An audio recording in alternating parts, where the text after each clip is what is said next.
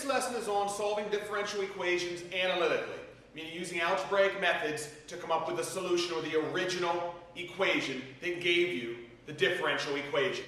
We looked at differential equations in the last lesson, and we looked at using slope fields to see what they look like, or what the origin of the solution to the differential equation looks like. And now today we're actually going to solve differential equations using an algebraic method called separation of variables.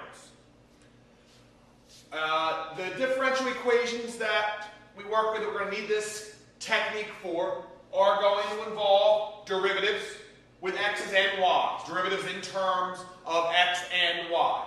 So if we get y prime equals 2x over y, we can rewrite y prime using the differential form, dy over dx equals 2x over y.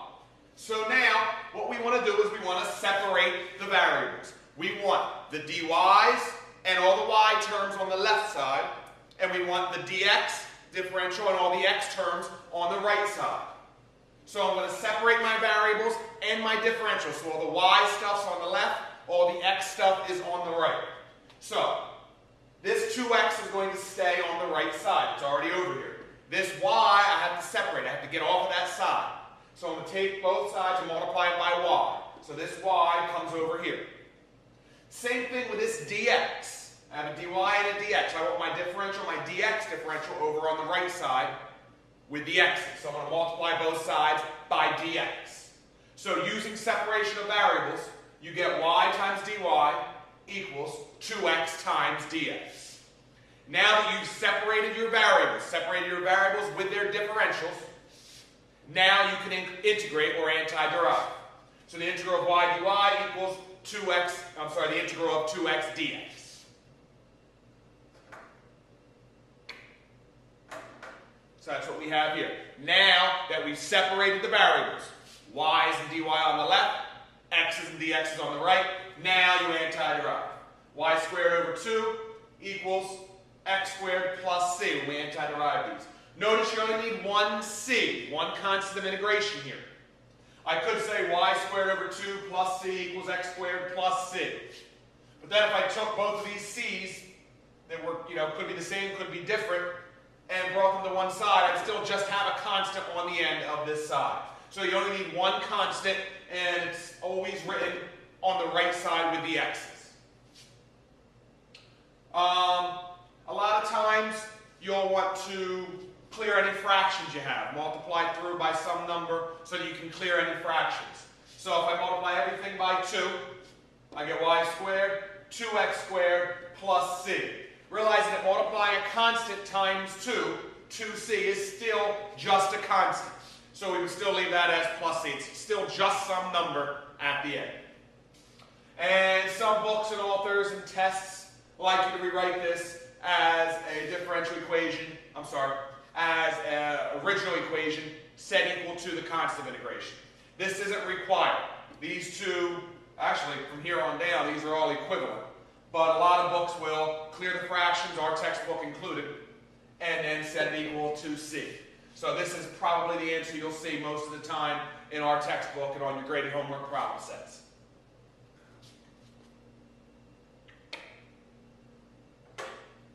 So now we're going to do another differential equation. We're going to solve another differential equation.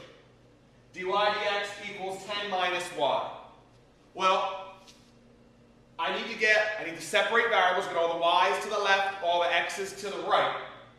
But when I'm working with the differentials, you can't add or subtract to the differential to separate the variables. You can get rid of a whole term and move it to the other side, but I can't just add y to both sides. I can't make this y plus dy equals 10 with the dx over here. That won't work. I have to either multiply or divide something to the differentials.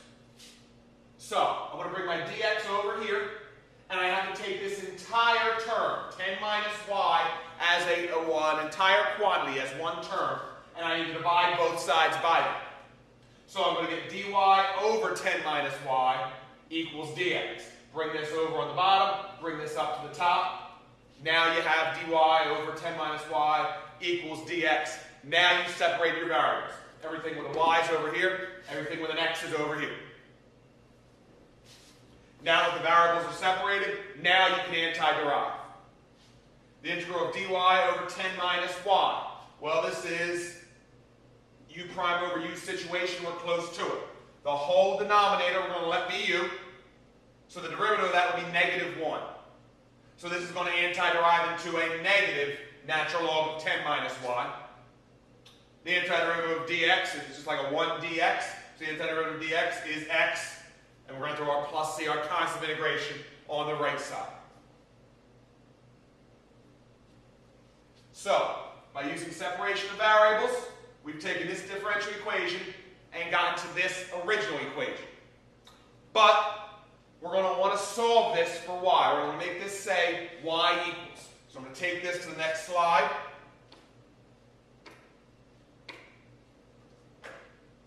You get negative natural log of absolute value of 10 minus y equals x plus c. I'm going to bring the negative sign to the other side. So I get natural log of absolute value of 10 minus y equals negative x plus c.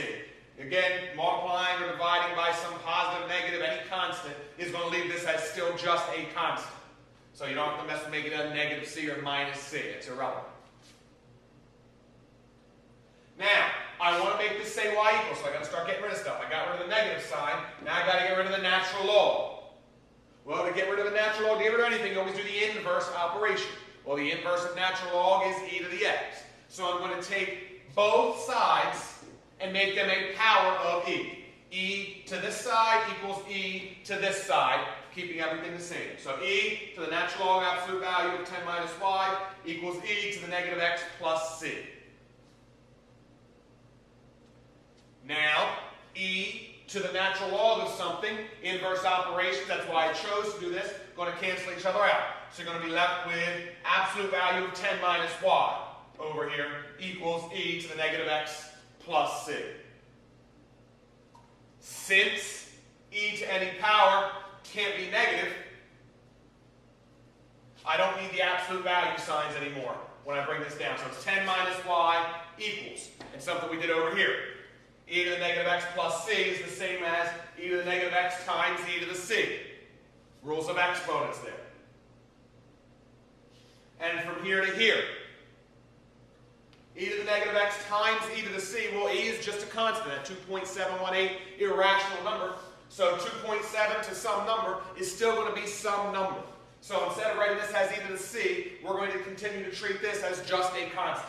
So now it's 10 minus y equals c times e to the x. And then at this point you make it say y equals, bring the y to the other side, subtract the term from the right, so you get y equals 10 minus ce to the negative x.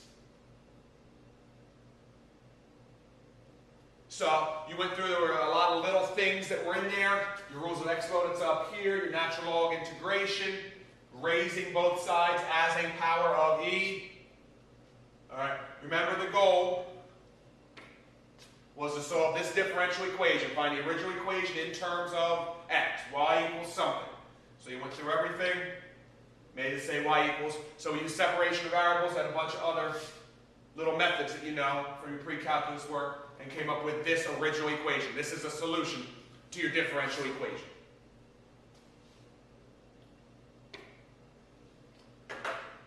Okay. Exponential growth and decay models. This is a very common application of separation of variables. They're going to tell you the rate of change over time of some population y is proportional to y, to the population itself. These may not be the variables that they use, but regardless, the rate of change of some population over a period of time is going to be proportional to the population itself. So the rate of change of y over time is going to be dy dt. Change in y over time is proportional to. Means it's multiplied by some factor of that original equation. So equals k times y equals some factor times y. We're going to use k as our proportionality constant here, as our number to multiply by the population. This is the standard variable or the letter that they use for that. And because this is some population, all right, some real-world application, whether it's a population of bacteria or some animal population or anything, all right, if it's a real-world application, it's a population, y is going to have to be greater than 0. We're not going to have a negative population of bacteria or of people or of an animal. So that's going to be important here when we get to our natural log integration later. So we separate variables. Bring the y to this side, bring the dt to this side. So dy over y equals k dt. So now you've separated variables based on this proportional rate that you were given. Anti-derive, integrate both sides now that you've separated variables.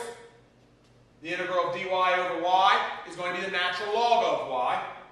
The integral of k dt is going to be k times t plus c.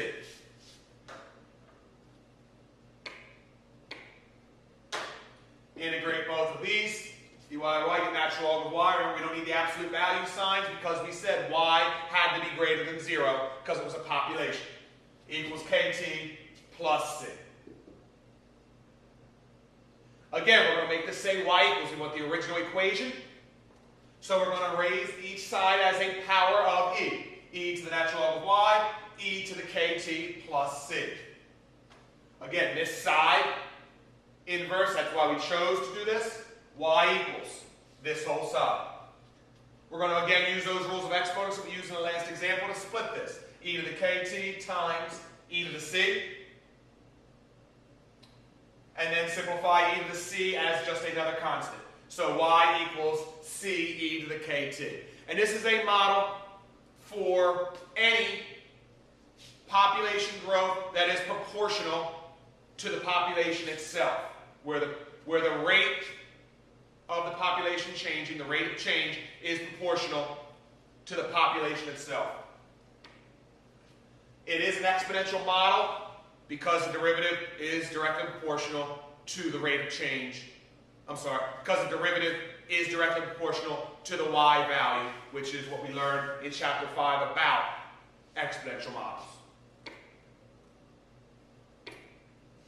So using separation of variables, here's our solution to the differential equation arising from that situation.